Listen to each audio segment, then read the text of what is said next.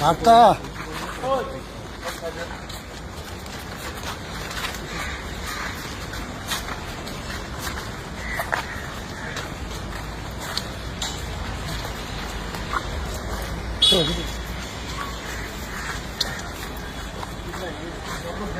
হ্যাঁ বলো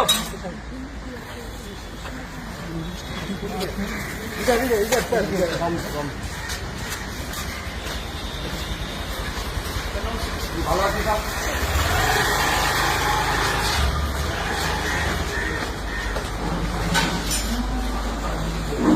লিখে দিতে হবে কোন ফ্লোরে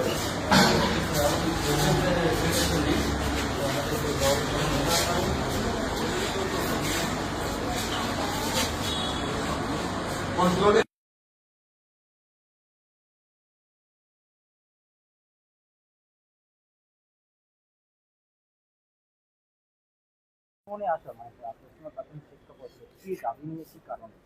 দেখুন, যেভাবে পশ্চিমবাংলায় 2012 থেকে আর 2025 এর মধ্যে প্রায় 25,000 প্রাইমারি স্কুল ভ্যানিশ হয়ে গেছে, গায়েব হয়ে গেছে।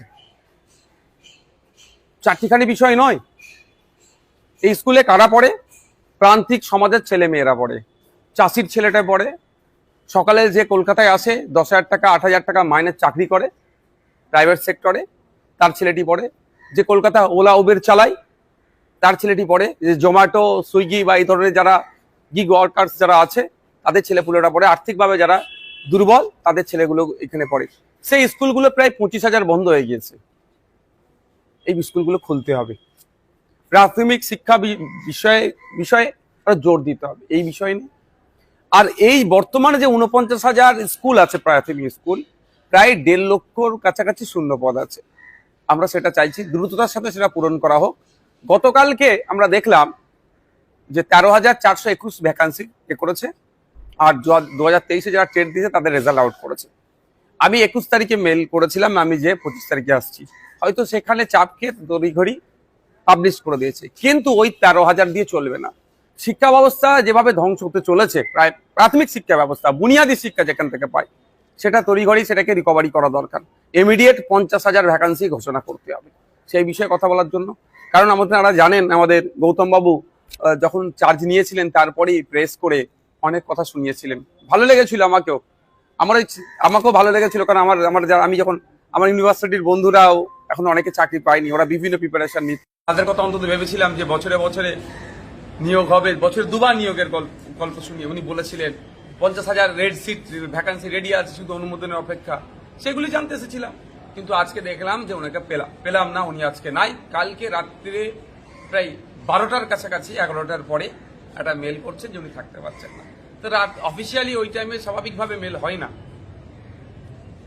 তাহলে কি আমাদের দপ্তর এত কাজ করছে, দিন রাত কাজ করে যাচ্ছে? প্রথম কথা তো আমাদের যারা স্টাফ আছে এখানে, আমি এদের প্রতি সহমর্মিতা জানাবো, এদের সাথে আমার কোনো বিতর্ক নাই। দরকার 25 জন স্টাফ, আছে 5 জন। এমনি এদেরকে কাজ বেশি করতে হয়, আবার রাত 11টায় আবার মেল করছে, মানে কত বেশি কাজ করছে।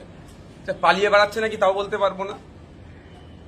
আমি তো এসে জিজ্ঞাসা করতাম যে আপনি মিডিয়ার সামনে গল্প শুনিয়েছেন, বলবো এখন যে বছরে দুবার টেট হবে নিয়োগের গল্প শোনাচ্ছেন এই মর্মে। 50,000 রেডি আছে, অনুমোদনের অপেক্ষায়, হ্যান গল্প শুনেছেন। আপনি এখন 13,421 দিচ্ছেন। যারা 2022-এ টেট দিয়েছে, সেই 2017-এর পরে তারা সুযোগ পাচ্ছে, তাদের দুরবস্থার কথা। তো ইমিডিয়েট 50,000 ঘোষণা করতে হবে ভ্যাকেন্সি। এই নিয়ে আলোচনা করবার জন্য তিনি এখন আজকে ছিলেন না, তবে আমি পরে আবার আসবো। একটা জিনিস দেখা যাচ্ছে যে আজকে এখানে যিনি চার্জে ছিলেন, মানে উনি যাকে অ্যাপয়েন্ট করে গিয়েছিলেন, সে অফিসারের সাথে কথা বললাম, আমাদের ডেপুটেশন ওখানে দিয়েছি। আজকে দেখা যাচ্ছে যে সল্টলেকপুরে যারা চাকরি প্রার্থী এবং পরীক্ষার্থী, তাদের একাধিক বিক্ষোভ রয়েছে, রাস্তায় বসে বিক্ষোভ দেখাচ্ছে তারা। আমি একটা কথা বলি, যদি মনে করে রাজ্য সরকার এই 13,421 সীমাবদ্ধ রেখে দেবো, এই পুজো শরদ উৎসব এই সময় আমি কোনো মিটিং মিছিলে যাব না। এই মিটুক রাজ্য সরকার, কিন্তু এটা আমরা কিন্তু ছাড়ে কথা বলবো না।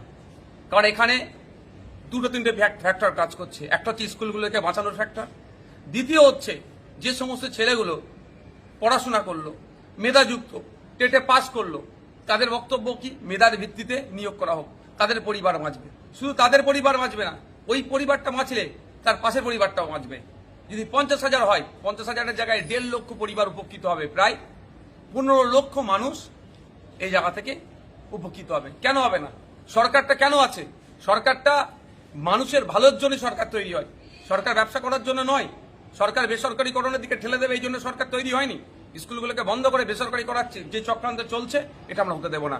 আমি আবারও বলে যাচ্ছি, এখানে মিডিয়ার মাধ্যমে শুনতে পারবে, আইবি ডিআইবি লোকজন আছে, তার মাধ্যমেও আমি শোনাতে চাইছি। পুজোর পরেই আমরা একটা দিন অপেক্ষা করব। যদি ভ্যাকান্সি না বাড়ায়, এই 13,000-এই যদি তারা মনে করে রিজিট থাকবো, তাহলে আমরা কিন্তু বৃহত্তর আন্দোলনে নামবো। দাদা, আজকে কারণ আমাদের দেয়ালে পেট থেকে গিয়েছে। চন্দ্রনাথ সিনহা আজকে ইডি দপ্তরে আমি এসেছেন। এইটা এই বাইরে গিয়ে বলি এই প্রসঙ্গ করে। ঠিক আছে।